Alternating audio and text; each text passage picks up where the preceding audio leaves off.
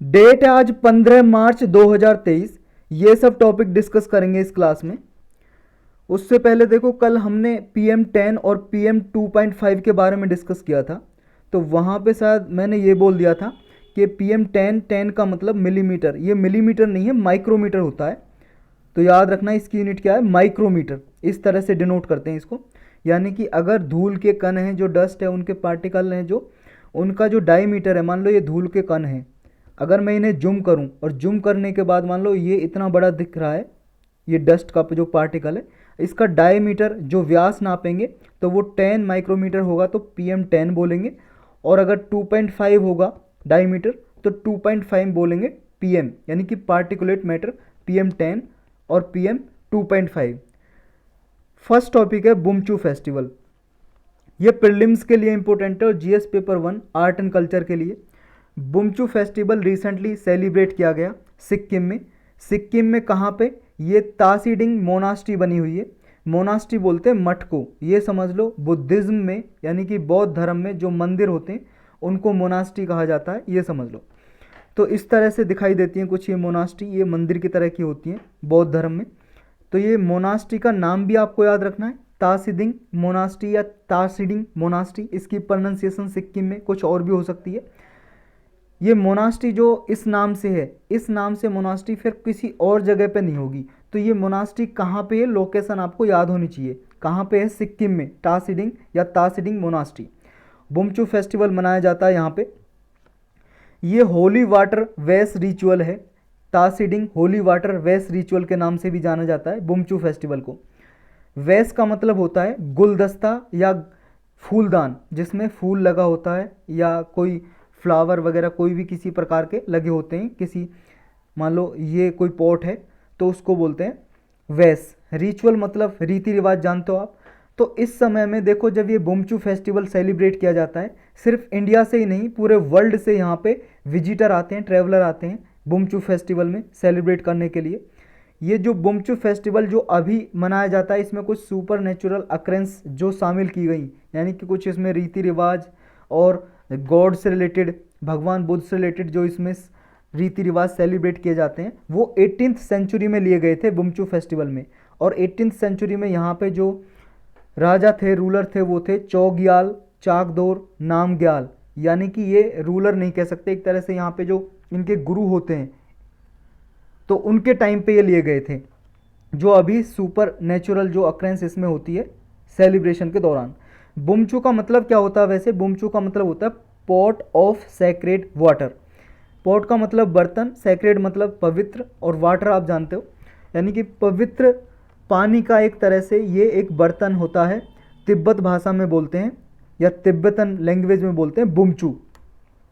ये जो वेस है या गुलदस्ता है, इस फेस्टिवल के दौरान खुलता है और इसमें से ना जो वाटर है वो पानी दिया जाता है वर्शिपर को, जो यहाँ पे पूजा करते हैं वर्शिपर, उनको दिया जाता है।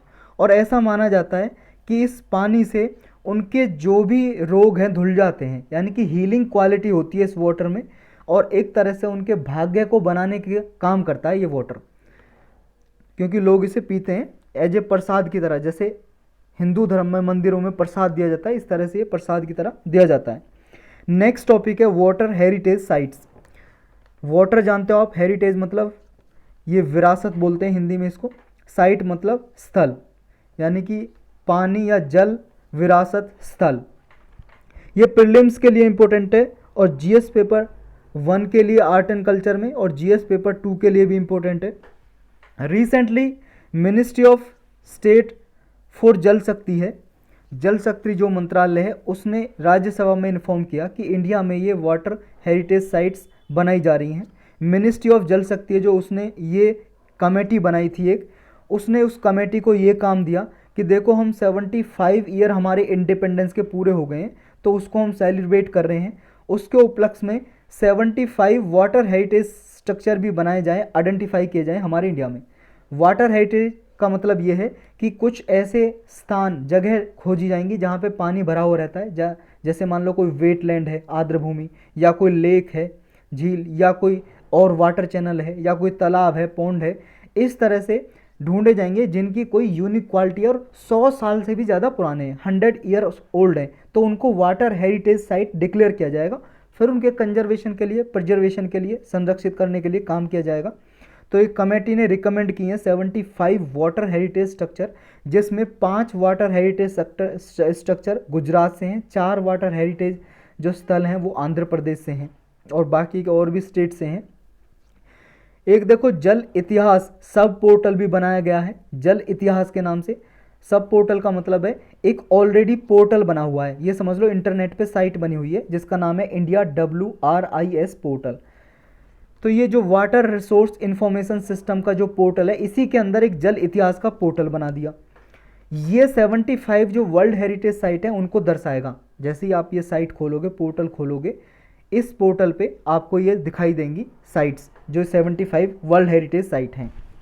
ये इंडिया ने देखो लॉन्च किया था जब भोपाल में all India state minister conference हुई थी, एक वाटर पे भोपाल में ये मीटिंग हुई थी पहली। उस टाइम पे ये शोकेस किया था, ये पोर्टल बनाया गया था। जो जल इतिहास पोर्टल है, इसमें सिलेक्टेड वाटर हेरिटेज साइट होंगी जो 100 साल से भी ज़्यादा पुरानी हैं, उनको दिखाया जाएगा।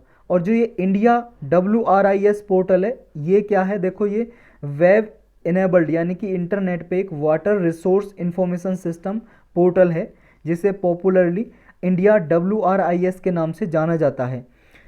ये देखो मेमोरेंडम ऑफ अंडरस्टैंडिंग हुई थी, यानी कि एक एग्रीमेंट हुआ था इस पोर्टल को बनाने के लिए। किस किस के बीच में? एक तो मिनिस्ट्री ऑफ जल शक्ति के अंडर ये काम करता है department of water resources, river development and Ganga rejuvenation. इस डिपार्टमेंट के अंदर सेंट्रल वाटर कमीशन काम करता है। और सेंट्रल वाटर कमीशन देखो ये 1945 में बनाया गया था, इंडिया से पहले से बना हुआ है ये, यानी कि वाटर से रिलेटेड ये रूल्स रेगुलेशन बनाता है central water commission. Ministry of जल शक्ति के अंदर इस डिपार्टमेंट के अंदर काम करता है। तो इस डिपार्टमेंट के अंदर कमीशन ने इसरो के साथ एग्रीमेंट किया, memorandum of understanding MOU sign किया, तब ये पोर्टल स्टार्ट किया गया था। और इसरो आप जानते हो इंडियन स्पेस रिसर्च ऑर्गेनाइजेशन, हमारे इंडिया की स्पेस एजेंसी जो आसमान में रिसर्च करती रहती पृथ्वी पे, ये आसमान से रिलेटेड, स्पेस से रिलेटेड रिसर्च करती है, सेटेलाइट वगैरह भेजती है। बेंगलुरु में इसका हेडक्वार्टर है इसरो का। जो मिनिस्ट्री ऑफ जल शक्ति है, देखो इसने जो ये पोर्टल बनाया, ये नेशनल हाइड्रोलॉजी प्रोजेक्ट के अंदर बनाया। और नेशनल हाइड्रोलॉजी प्रोजेक्ट क्या है इसके बारे में भी जानेंगे। और ये लॉन्च किया देखो first version of India water resources information system, जुलाई 2019 में लॉन्च किया था ये पोर्टल। इंडिया प्रेजेंटली देखो इसमें डेटा रिसीव करता है बहुत सारी एजेंसीज से। इस पोर्टल में जो इस पोर्टल में डेटा डाला जाता है वो बहुत सारी एजेंसी हैं, कुछ सेंट्रल एजेंसी हैं, कुछ स्टेट एजेंसी है। जैसे देखो सेंट्रल एजेंसी है central water commission, central ground water board, और IMD आपका इंडियन मेट्रोलॉजिकल डिपार्टमेंट, NRSCA ये है नेशनल रिमोट सेंसिंग सेंटर। और बहुत सारी स्टेट एजेंसी हैं जैसे आंध्र प्रदेश की, उत्तर प्रदेश, गुजरात, इनसे ये डेटा लेता है और इस पे डेटा अपलोड करता है। जो मिनिस्ट्री ऑफ जल शक्ति है, एक डेडिकेटेड ऑर्गेनाइजेशन भी बनाई है इस पोर्टल को हैंडल करने के लिए। इसका डेटा है जो अपडेट करती रहती है इस पोर्टल पे। उस एजेंसी का नाम है, ऑर्गेनाइजेशन का नाम है नेशनल वाटर इंफॉर्मेटिक सेंटर। ये इस पोर्टल को मैनेज करती है, मेंटेन करती है, अपडेट करती है इस पे सारा डेटा। जो नेशनल हाइड्रोलॉजी प्रोजेक्ट है जिसके अंदर ये पोर्टल लॉन्च किया था मिनिस्ट्री ऑफ जल शक्ति ने, ये देखो प्रोजेक्ट इसलिए लॉन्च किया था ताकि जो वाटर रिसोर्सेज हैं हमारे इंडिया में, जितने भी वाटर के संसाधन हैं, भले ही लेक हो, नदी हो, झील हो, नाले हो, पॉन्ड हो, तो उनके रिगार्डेड जो इन्फॉर्मेशन है उसकी इन्फॉर्मेशन को एक एक्सेसिबिलिटी मिले, उसकी क्वालिटी हो इन्फॉर्मेशन की। और जो कैपेसिटी है वाटर रिसोर्स मैनेजमेंट की, जो वाटर रिसोर्स मैनेजमेंट इंस्टीट्यूशन है उनकी कैपेसिटी को इंक्रीज किया जाए, स्ट्रेंथन किया जाए। इसलिए ये वाटर रिसोर्सेज को मैनेजमेंट करने के लिए नेशनल हाइड्रोलॉजी प्रोजेक्ट को लॉन्च किया गया था। नेक्स्ट टॉपिक है सिप्री रिपोर्ट। देखो ये मोस्ट इंपॉर्टेंट रिपोर्ट है। ये रिपोर्ट अभी जारी की गई है। किसके ऊपर होती है ये रिपोर्ट? आर्म्स के ऊपर होती है। आर्म्स का मतलब क्या है? देखो सेम स्पेलिंग है आर्म की, जिसका मतलब भुजा होता है, हिंदी में भुजा बोलते हैं, आपके हाथ का पार्ट होता है। लेकिन इसके पीछे एस लग जाए तो ये आर्म्स हथियार, वीपन्स बोलते हैं इसे, हथियार वीपन्स बोल सकते हैं इंग्लिश में। तो ये आर्म्स इंपोर्ट इंडिया कितना करता है उसके बारे में रिपोर्ट में बताया गया, और कौन सबसे ज़्यादा इंपोर्ट करता है, कौन सबसे ज़्यादा एक्सपोर्ट करता है, किसका घटा है एक्सपोर्ट इंपोर्ट, ये सब इसमें जानकारी दी गई है। ये प्रीलिम्स के लिए तो इम्पोर्टेंट है ही, जीएस पेपर 3 के लिए भी मोस्ट इंपॉर्टेंट टॉपिक है, और 2 के लिए भी। देखो रिसेंट जो रिपोर्ट जारी की है सिप्री ने, सिप्री क्या है ये तो आप जानते हो, Stockholm International Peace Research Institute. ये देखो एक इंस्टीट्यूट है स्वीडन का, स्वीडन आप जानते हो कहाँ पे, ये वर्ल्ड मैप देख रहे हो आप, ये यूरोप का कंट्री है एक स्वीडन, स्वीडन की कैपिटल है स्टॉकहोम, वहाँ पे ये इंस्टीट्यूट बना हुआ है। ये इंस्टीट्यूट जारी करता है रिपोर्ट कि किसने कितने हथियार एक्सपोर्ट किए हैं और किसने कितने हथियार इंपोर्ट किए हैं। तो ये सिप्री है जो, इसने बताया कि लास्ट जो ईयर में 2018 से लेके 22 तक, यानी कि लास्ट जो 5 ईयर रहे हैं, उसमें सबसे ज़्यादा जो इंपोर्ट किया है पूरे वर्ल्ड में वो इंडिया ने किया है हथियारों का, दूसरे देशों से मंगाए। सेकंड पे सऊदी अरबिया, फिर कतार, ऑस्ट्रेलिया, चाइना, ये टॉप 5 रहे हैं। इंडिया का जो आर्म्स इंपोर्ट है वो देखो वर्ल्ड में लार्जेस्ट रहा है 5 ईयर पीरियड में, 2018 से 22 में। इंडिया देखो पूरे वर्ल्ड में 11% ग्लोबल आर्म इंपोर्ट का शेयर करता है, यानी कि 11% जितने टोटल इंपोर्ट करते हैं पूरे वर्ल्ड में सारे कंट्री, उनमें से 11% हथियार इंडिया परचेज करता है, इंपोर्ट करता है, आयात करता है। रसिया देखो इंडिया को सबसे ज़्यादा हथियार बेचता है, रसिया पूरे वर्ल्ड में तो यूएस बेचता है, लेकिन इंडिया को सबसे ज़्यादा कौन बेचता है, और इंडिया सबसे ज़्यादा कहाँ से हथियार खरीदता है, ये खरीदता है रसिया से। 45% इंडिया इंपोर्ट करता है रसिया से। उसके बाद सेकंड नंबर पे फ्रांस से 29% करता है, और थर्ड नंबर पे हम यूएस से करते हैं 11%। तो ये आपको याद रखना है, सबसे ज़्यादा हम रसिया से, रूस से मंगाते हैं, फिर फ्रांस से, फिर यूएस से। रसिया देखो लार्जेस्ट सप्लायर है आर्म्स का इंडिया के लिए, 2013 से लेकर 17 के बीच में भी, और 2018 से लेकर 22 के बीच में भी। लेकिन जितना 2013 से 17 के बीच में रसिया बेचता था इंडिया को हथियार, वो कम हुआ है 2018-22 में, क्योंकि 64% हथियार इंडिया रसिया से मंगाता था इस पीरियड में, 2013 से 17 के बीच में। लेकिन 2018 से 22 के बीच में 45% हथियार मंगाता है। जितना भी टोटल मान लो 100 हथियार मंगाएगा, 100 हथियार मंगाए 2018 से 22 के बीच में, उसमें से 45 मंगाए रसिया से, बाकी और कंट्री से, फ्रांस से, रसिया से, इजराइल से। इंडिया देखो 11% ड्रॉप भी हो गया है 2013 से 17 के बीच में, जितने हथियार इंडिया इंपोर्ट करता था उससे कम इंपोर्ट किया है हमने 2018-22 में, 11% कम। इंडिया बिगेस्ट आर्म एक्सपोर्टर किसका है, देखो हम हथियार बेचते भी हैं, सबसे ज़्यादा हम रसिया को बेचते हैं। देखो रसिया से हम हथियार खरीदते भी हैं सबसे ज़्यादा, और सबसे ज़्यादा हम रसिया को हथियार बेचते भी हैं। ये बात आपको याद रखनी है। ये देखो स्टेटमेंट में देके पूछा जा सकता है, कंफ्यूज कर देगा स्टेटमेंट। खरीदते भी सबसे ज़्यादा रसिया से और बेचते भी सबसे ज़्यादा है।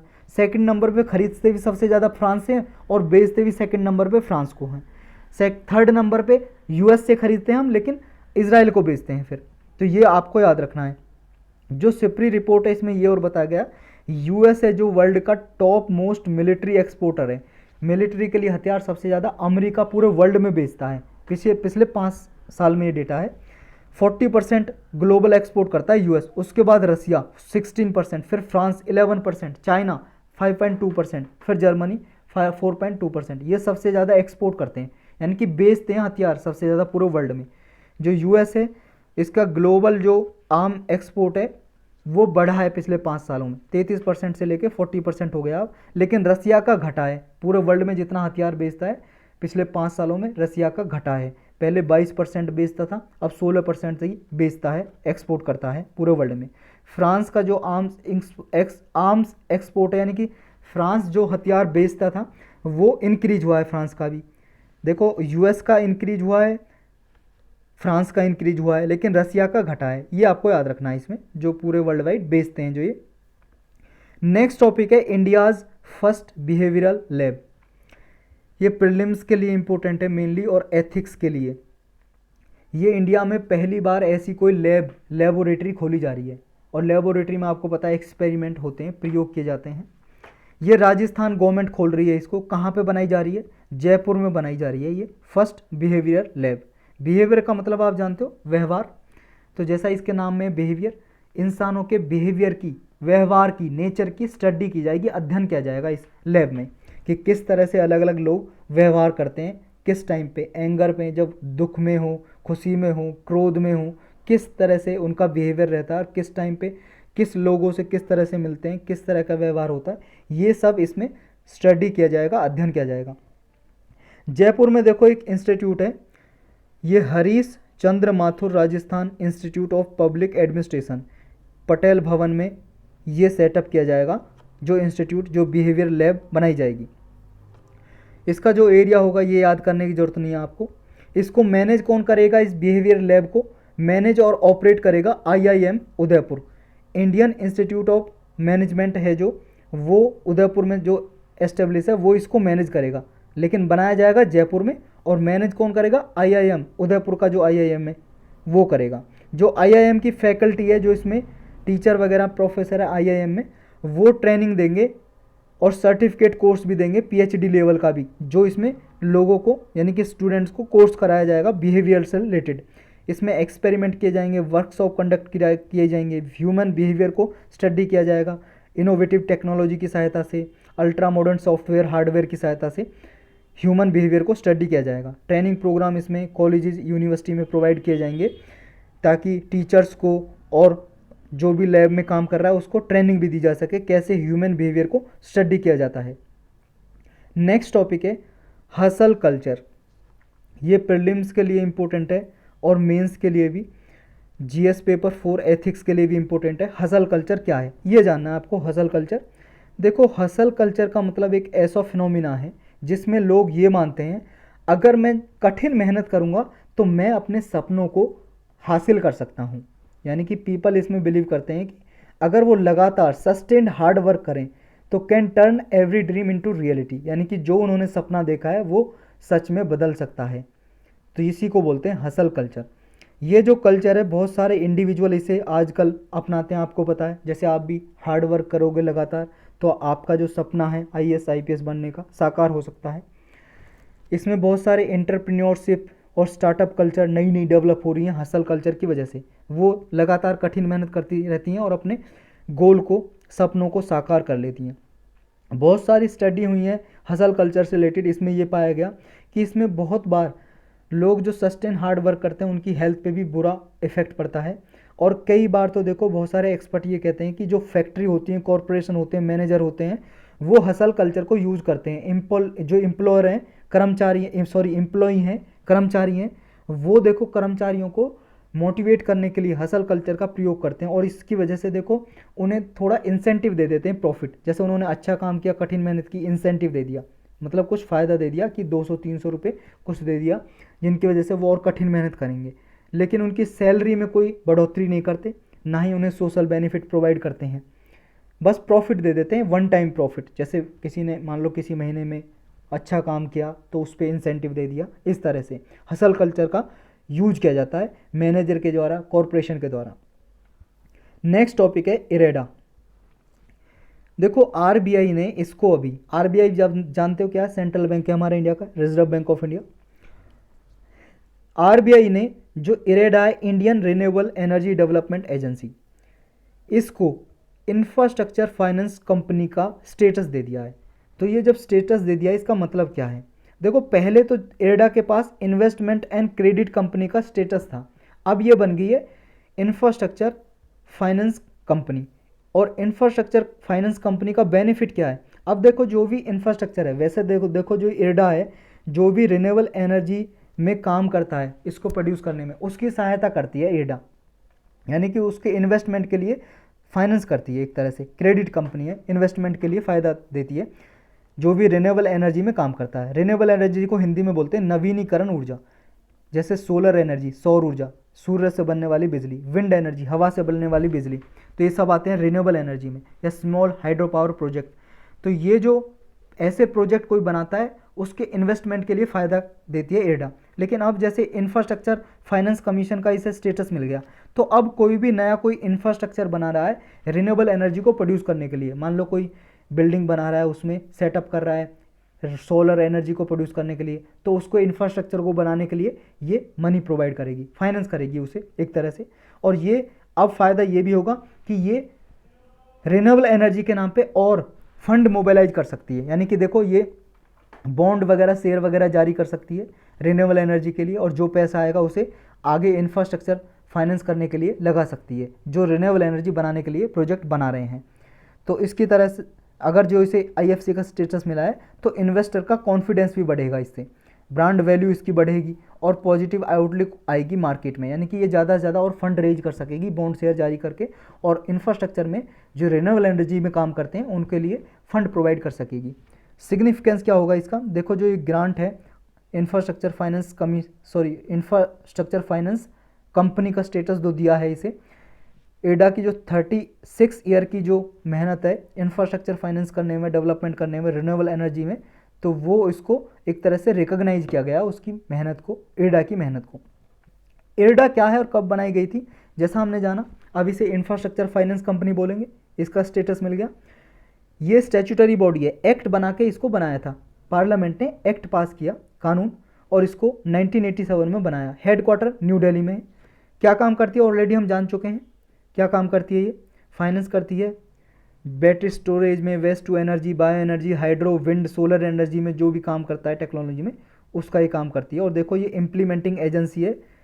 इंडिया का जो टारगेट है ना पंचअमृत का, देखो इंडिया ने COP26 हुई थी, कब हुई थी, 2021 में।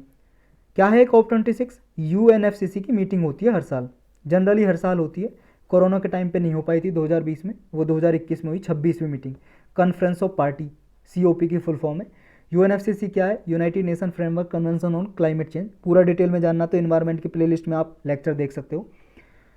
तो इसकी मीटिंग हुई थी COP26, वहाँ पे इंडिया ने पंचअमृत डिक्लेयर किए। पंचअमृत का मतलब 5 ऐसे स्टेप उठाए जो इंडिया लेगा ग्रीन हाउस गैस को कम करने के लिए।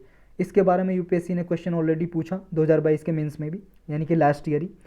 अब भी इंपॉर्टेंट है, इसके बारे में और भी पूछा जा सकता है और पूछा ही जाएगा, हर साल लगभग इससे पूछा ही जाता है UNFCCC से। तो आपको नहीं पता तो डिटेल में आप इसके बारे में जानें गूगल पे नहीं जान सकते तो आप लेक्चर देखें, इन्वायरमेंट की प्लेलिस्ट में मिल जाएगा आपको, उसके नोट्स बनाएं, बार बार रिवाइज करें क्या है ये ऑर्गेनाइजेशन, क्यों न्यूज़ में रहती है इतनी। तो जो एडा है, एडा इसकी इम्प्लीमेंटिंग एजेंसी है, किसकी, इंडिया का टारगेट है 5 में से एक टारगेट है जो COP26 में पंचअमृत डिक्लेयर किए थे, उनमें से एक टारगेट है कि इंडिया को 2030 तक 500 gigawatt non fossil fuel installed capacity बनानी है एनर्जी की। यानी कि नॉन फॉसिल फ्यूल का मतलब जैसे फॉसिल फ्यूल में आता है आपका कोयला, कोल, पेट्रोलियम, डीजल, तो इनसे जो एनर्जी प्रोड्यूस करते हैं हम, इनके बजाय नॉन फॉसिल फ्यूल से करें, जैसे रिन्यूएबल एनर्जी से करें, सोलर एनर्जी, विंड एनर्जी, तो ये हम 500 गीगावाट तक जनरेट करेंगे 2030 तक। तो इसको इम्प्लीमेंट करने के लिए इरडा काम कर रही है। नेक्स्ट टॉपिक है mission for integrated development of horticulture. ये मिशन है ministry of agriculture and farmer welfare, इस मंत्रालय के अंदर। इसने अभी अप्रूवल दे दी है, पहले ऑलरेडी लॉन्च किया जा चुका है, इसके बारे में पढ़ेंगे डिटेल से, और हॉर्टिकल्चर क्या होता है इसके बारे में मोस्ट इंपॉर्टेंट टॉपिक है। और देखो ये प्रीलिम्स के लिए तो इंपॉर्टेंट है ही, जीएस पेपर 3 के लिए इंपॉर्टेंट है। अभी ministry of agriculture and farmer welfare ने mission for integrated development of horticulture में सेंटर ऑफ एक्सीलेंस बनाने के लिए अप्रूवल दी है। ये सेंटर ऑफ एक्सीलेंस 3 बनाए जाएंगे ऐसे नए सेंटर, किसके लिए, हॉर्टिकल्चर क्रॉप के लिए। हॉर्टिकल्चर क्रॉप के लिए ये डेवलपमेंट का काम करेंगे। तो ये सेंटर कहाँ कहाँ पे बनाए जाएंगे, एक है सेंटर ऑफ एक्सीलेंस कामलम के लिए, कामलम बोलते हैं ड्रैगन फ्रूट को, बेंगलुरु में बनाया जाएगा ये, कर्नाटक में, कन्नड़ भाषा में ड्रैगन फ्रूट को कामलम बोलते हैं। ड्रैगन फ्रूट आप जानते हो फल होता है खाने का, देखा होगा आपने, रेड रेड सा कुछ होता है ये, इस तरह से इतना बड़ा कुछ रेड रेड सा ड्रैगन फ्रूट। ये ड्रैगन फ्रूट कहाँ का नेटिव है, नेटिव का मतलब मूल निवासी, शुरुआत में कहाँ हुआ था, उसके बाद ये पूरे वर्ल्ड में फैला। ये सेंट्रल एशिया में मिला था पहले, सेंट्रल एशिया, साउथ एशिया में, देखो यहाँ पे Mexico, central Asia, south America, यहाँ का ये नेटिव है ड्रैगन फ्रूट। अब तो हमारे इंडिया में भी उगाया जाता है, बहुत सारे और देशों में उगाया जाता है। दूसरा सेंटर ऑफ एक्सीलेंस बनाया जा रहा है उड़ीसा के जजपुर प्लेस में, उड़ीसा का जजपुर में मैंगो और वेजिटेबल के लिए बनाया जाएगा। तीसरा बनाया जा रहा है साउथ गोवा में, ये वेजिटेबल और फ्लावर के लिए बनाया जाएगा सेंटर ऑफ एक्सीलेंस। तो 3 ये सेंटर ऑफ एक्सीलेंस बनाए जाएंगे। बेनिफिट क्या होगा, ये देखो डेमोन्स्ट्रेशन एंड ट्रेनिंग सेंटर की तरह काम करेंगे। यानी कि जो प्लांटिंग मटेरियल है फ्रूट और वेजिटेबल के लिए, फल सब्जियों के लिए जो प्लांटिंग मटेरियल है उसकी सीडलिंग के लिए, कल्टीवेशन के लिए काम करेंगे। यानी कि रिसर्च वगैरह करेंगे, जो भी टेक्नोलॉजी नए नए सीड बनाएंगे फल सब्जियों के लिए वो ट्रांसफ़र करेंगे हार्वेस्टिंग के लिए, और नई नई टेक्नोलॉजी खोजेंगे हॉर्टिकल्चर के लिए, इरिगेशन के लिए, फर्टिगेशन के लिए, या पोस्ट हार्वेस्ट मैनेजमेंट के लिए। जब हॉर्टिकल्चर उगाए जाते हैं फल सब्जियां, तो जब उग जाते हैं उन्हें काटा जाता है, तो नई नई क्या मैनेजमेंट किया जाए कि ताकि जो लॉस होता है हार्वेस्ट के बाद, कटाई करने के बाद, वो लॉस को कम किया जाए। इस तरह की टेक्नोलॉजी पे ये काम करेंगे सेंटर ऑफ एक्सीलेंस। जो ये मिशन है, mission of integrated development of horticulture, ये क्या है?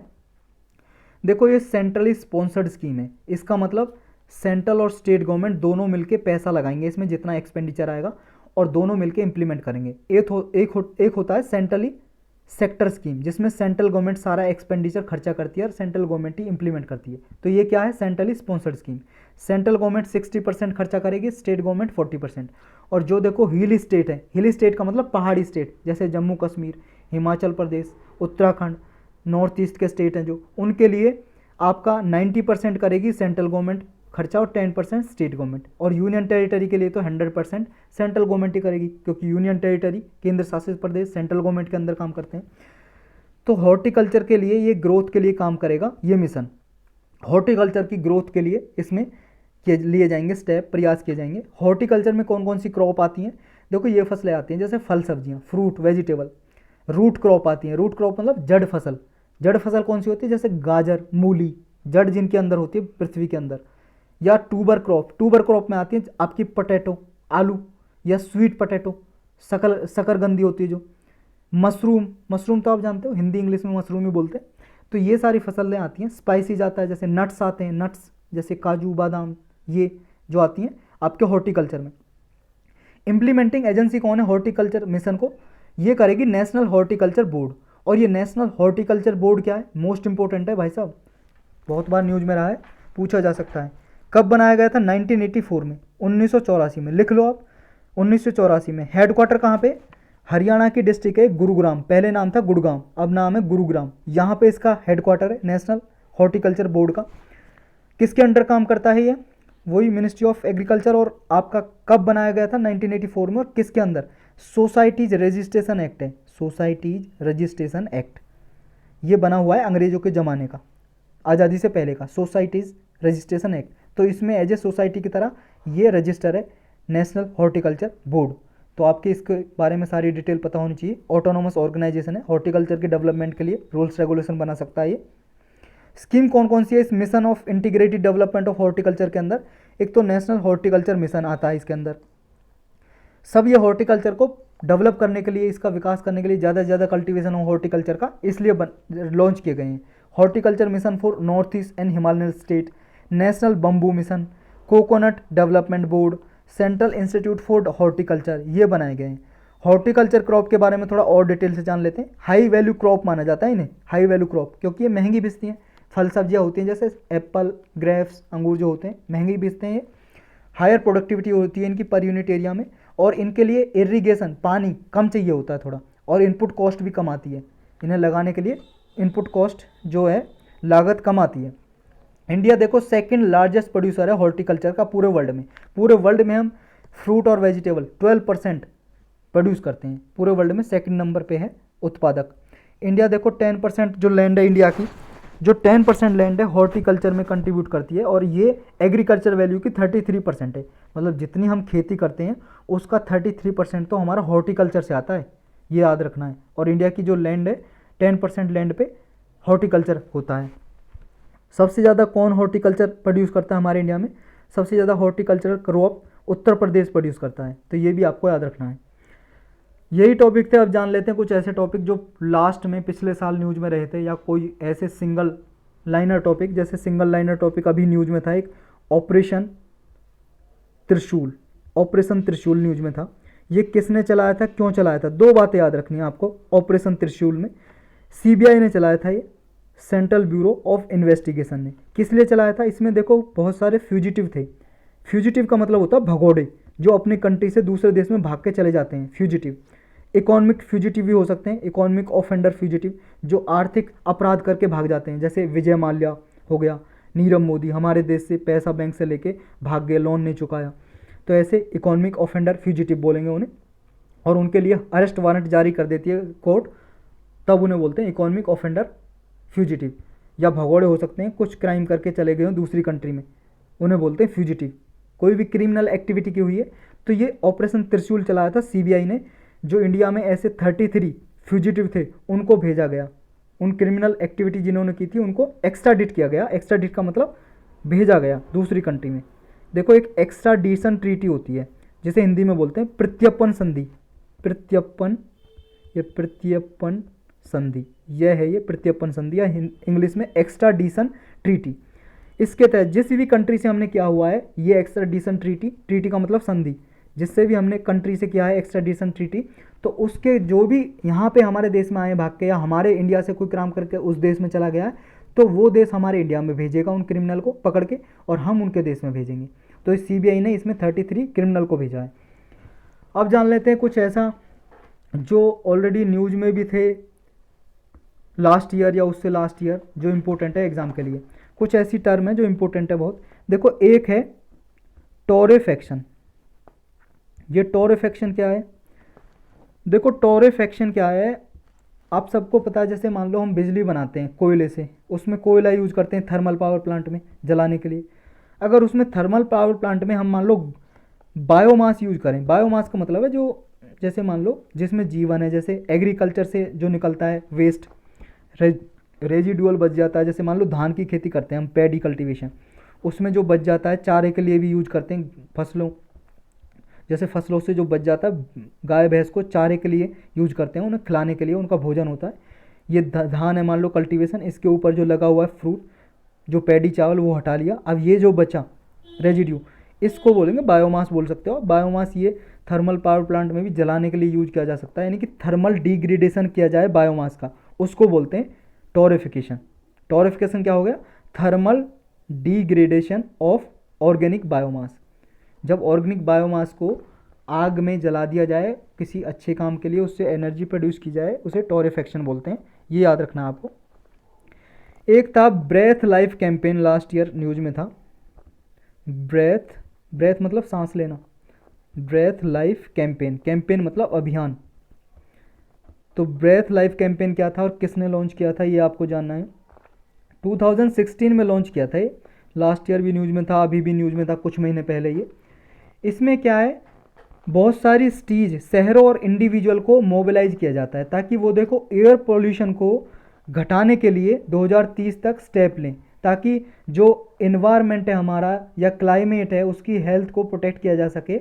और किसने लॉन्च किया था ये लॉन्च किया था WHO ने, वर्ल्ड हेल्थ ऑर्गेनाइजेशन ने, UNEP, United Nation environment programme, और एक है climate and clean, climate and clean air pollution, sorry climate and clean air pollution, हाँ climate and clean air pollution ये ऑर्गेनाइजेशन है। तो इन तीनों ने मिलके लॉन्च किया था, और इसमें देखो पूरे वर्ल्ड से सिटीज इंडिविजुअल पार्टिसिपेट करते हैं। इंडिया से भी बहुत सारी सिटी ने पार्टिसिपेट किया, जैसे बेंगलुरु हो गया कर्नाटक में, भुवनेश्वर हो गया उड़ीसा में, आपका देहरादून हो गया उत्तराखंड में, और भी कई सारी सिटी हैं। तो इन्होंने पार्टिसिपेट किया ताकि एयर पॉल्यूशन को रिड्यूस कर सकें। तो ब्रेथ लाइफ कैंपेन क्या है याद रखना है, किसने लॉन्च किया है याद रखना है। एक देखो विलेज न्यूज में था, ये है पप्पन कुझी, पप्पन कुझी, ये क्या है पप्पन कुझी विलेज?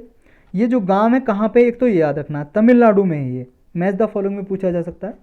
ये देखो इंडिया का जो ऐसा गांव बन गया है और तमिलनाडु का जिसने 100% अचीव कर लिया है ग्रे वाटर मैनेजमेंट का। ग्रे वाटर मैनेजमेंट का, ग्रे वाटर क्या होता है?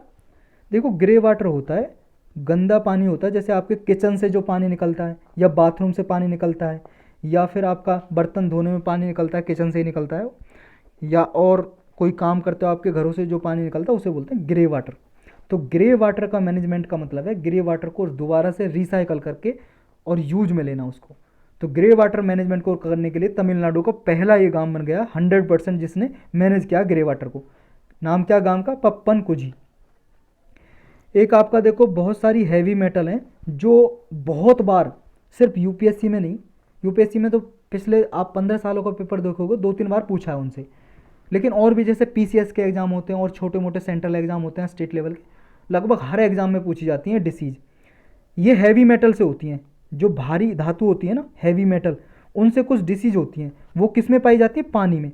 आपको पता है देखो पानी साफ नहीं निकलता है, ग्राउंड वाटर जो निकलता है या सरफेस वाटर होता है उसमें कुछ इम्प्योरिटी होती है, हैवी मेटल मिली होती हैं, भारी धातु। उनकी वजह से बहुत सारी डिसीज हो जाती हैं। जैसे देखो आपका वेस्ट बंगाल में बात करें, वेस्ट बंगाल में पानी जो निकलता है उसमें आयरन की मात्रा भी होती है उसमें, और आर्सेनिक होता है बहुत ज़्यादा। आर्सेनिक, आर्सेनिक हैवी मेटल है, होती है धातु, लिक्विड फॉर्म में थोड़ी कण होते हैं, आपको नंगी आंखों से नहीं दिखाई देंगे, माइक्रोस्कोप से देखोगे तो दिख जाएंगे। आर्सेनिक होता है, इसकी वजह से क्या हो, कौन सी डिसीज होती है, ये डिसीज आपको याद रखना कौन सी मेटल की वजह से होती है जो पानी में पाई जाती हैं। तो आर्सेनिक की वजह से होता है black foot disease. Match the following में पूछे जा सकते हैं। Black foot disease, black foot disease में काले पैर हो जाते हैं, इसमें ऐसी बीमारी होती है ये। और आर्सेनिक की वजह से ब्लैक फुट डिसीज होती है, या आपको किडनी, हार्ट, लंग फेलियर हो सकता है। सॉरी आपको ना हो, किसी को भी जो भी रहता है वेस्ट बंगाल में या जो भी यूज करता है आर्सेनिक वाला पानी। नेक्स्ट एक फ्लोराइड। फ्लोराइड की वजह से, अगर ये पानी में फ्लोराइड होता है, इसकी वजह से एक डिसीज होती है जिसे बोलते हैं डेंटल फ्लोरोसिस, यानी कि इसमें दांत खराब हो जाते हैं, फ्लोरोसिस होती है, डेंटल फ्लोरोसिस भी बोलते हैं। अगर पानी में मैग्नीज की मात्रा पाई जाए, मैग्नीज हैवी मेटल है भी, मैग्नीज पाई जाए तो इसकी वजह से देखो जो हमारा इंटेलेक्चुअल डेवलपमेंट है, बॉडी का जो इंटेलेक्चुअल डेवलपमेंट मतलब सोचने समझने की क्षमता है वो प्रभावित होती है। और एक है यूरेनियम। अगर यूरेनियम पाया जाता है, ये रेडियो एक्टिव मिनरल भी है, रेडियो एक्टिव मिनरल, अगर यूरेनियम पाया जाता है तो देखो इसकी वजह से किडनी भी डैमेज हो सकती है और बोन कैंसर होने के चांसेस इंक्रीज हो सकते हैं, रिस्क बढ़ सकता है। एक देखो अगर नाइट्रेट पाया जाए वाटर में, नाइट्रेट, नाइट्रेट पाया जाए तो इसकी वजह से ब्लू बेबी सिंड्रोम हो सकता है। ब्लू बेबी सिंड्रोम, ये बीमारी का नाम है, एक ब्लू बेबी सिंड्रोम हो सकता है। या नाइट्रेट की वजह से थायराइड भी बढ़ सकता है, या कैंसर के चांस और बढ़ सकते हैं। तो ये चीज़ आपको याद रखनी है, कौन सी बीमारी किस मेटल की वजह से होती है, मतलब पानी में अगर वो मेटल पाई जाए तो कौन सी बीमारी होती है, ये आपको याद होना चाहिए। और कुछ टॉपिक है देखो, एक अभी न्यूज में था, आप सबको पता है, अमेरिका का सिलिकॉन वैली बैंक डूब गया, फेल हो गया, बैंकक्रप्ट हो गया। बैंकक्रप्ट बोलते हैं, दिवालिया बोलते हैं हिंदी में, बैंकक्रप्ट हो गया या इंसॉल्वेंट हो गया, बैंकक्रप्ट या फिर इंसॉल्वेंट, दिवालिया हो गया। किस तरह हुआ ये जानेंगे। और एक टर्म न्यूज में थी बैंक रन, ये बैंक रन क्या है इसके बारे में जानेंगे, पूछा जा सकता है ये बैंक रन क्या है। देखो इसलिए डूबा, आप सबको पता है कोविड-19 आया था। कोविड-19 से पहले देखो बहुत सारे छोटी छोटी कंपनियां हैं, सिलिकॉन वैली बैंक ने उनको लोन दे रखा था, सस्ते इंटरेस्ट रेट से उस टाइम पे लोन दे रखा था काफ़ी, और उनका प्रॉफिट हो रहा था, सही चल रहा था। अब इस लोन दे रखा था तो ये आसानी से लोन भी चुका रहे थे, सिलिकॉन वैली बैंक का पास और आ रहा था, पैसा बढ़ रहा था, तो इसने बहुत सारे बॉन्ड शेयर खरीद लिए, शेयर मार्केट में बॉन्ड शेयर खरीद लिए। अब कोविड-19 आया, कोविड-19 के बाद देखो अब जो सिचुएशन है उसकी वजह से देखो जो बॉन्ड शेयर की जो वैल्यू है वो घट गई। अब इसने क्या है, घटती जा रही थी, और अब इसने वो बॉन्ड शेयर बेच दिए। अब इसे 1.8 बिलियन डॉलर का नुकसान हो गया। 1.8 बिलियन डॉलर, 1 बिलियन में 100 करोड़ होते हैं, अब लगा लो आप कितने करोड़ हो गए, ये 100 से डिवाइड कर लो इसको, तो 1.8 करोड़ बिलियन डॉलर, और डॉलर में रुपीज़ में निकालोगे तो बहुत ही ज़्यादा निकलेगा, हज़ारों करोड़ों में आ जाएगी वैल्यू। तो इतना इसका रुपया डूब गया उनके, क्योंकि इसके असेट्स की वैल्यू यानी कि बॉन्ड शेयर की वैल्यू डिक्रीज हो गई, तो इसने बेचा। और दूसरा एक ये हुआ कि देखो ऑलरेडी जो इंटरेस्ट रेट वहाँ पे अमेरिका के सेंट्रल बैंक ने इंटरेस्ट रेट बढ़ा दिया। अब इसकी वजह से जो वो लोन नहीं ले पा रहे छोटी बड़ी कंपनियां जो होती हैं, क्योंकि हाई इंटरेस्ट रेट पे क्यों लोन लेंगे, लोन नहीं लेंगे, इन्वेस्टमेंट नहीं कर पाएंगे, वो आगे इन्वेस्टमेंट नहीं कर पाएंगे तो उनका प्रॉफिट कैसे बढ़ेगा, नहीं बढ़ेगा, तो वो और गवर्नमेंट से लोन ले रहे हैं, सॉरी गवर्नमेंट से क्यों, बैंक से लोन ले रहे हैं, सिलिकॉन वैली बैंक है जो, उनसे लोन मांगने आ रहे हैं। अब इसके पास वैसे ही पैसे की कमी है सिलिकॉन वैली बैंक के पास, तो ये लोन लेने आ गए। अब देखो जैसे ही इसका लॉस हुआ 1.8 बिलियन डॉलर का, और ये लोन नहीं दे पा रहा है और कंपनियों को, तो अब लोगों को शक हो गया, भाई साहब हमारा पैसा तो डूबने वाला है, क्योंकि ये बैंक डूबने वाला है। अब जिनका पैसा था इस बैंक में, सिलिकॉन वैली बैंक में, वो भागे इस बैंक की तरफ, मतलब पैसा लेने के लिए अपना, कि भाई साहब हमारा पैसा दो। सारे लोग आ गए, सारे लोग आते जा रहे हैं कि हमारा पैसा दो, हमारा पैसा दो, वापस दो, बैंक ना डूब जाए। अब देखो एक साथ जब सब मांगने आ जाए पैसा, तो इतना कैश थोड़ी ना रखता है कोई भी बैंक अपने पास, उसने तो इन्वेस्टमेंट किया होता है, कहीं पे भी वैल्यू खरीदी होती है शेयर बॉन्ड में या किसी को लोन दिया होता है, उसके पास कैश थोड़ी ना होता है। अब जब एक साथ इतने मांगने आ गए तो कहाँ से दे। अब ऐसी स्थिति को जब बैंक के डिपोजिटर साइमल्टेनियसली एक साथ वो मांगने आ जाएं लोन, मतलब अपना पैसा डिपॉजिट मांगने आ जाएं डिपॉजिटर, तो उस कंडीशन को बोलते हैं बैंक रन।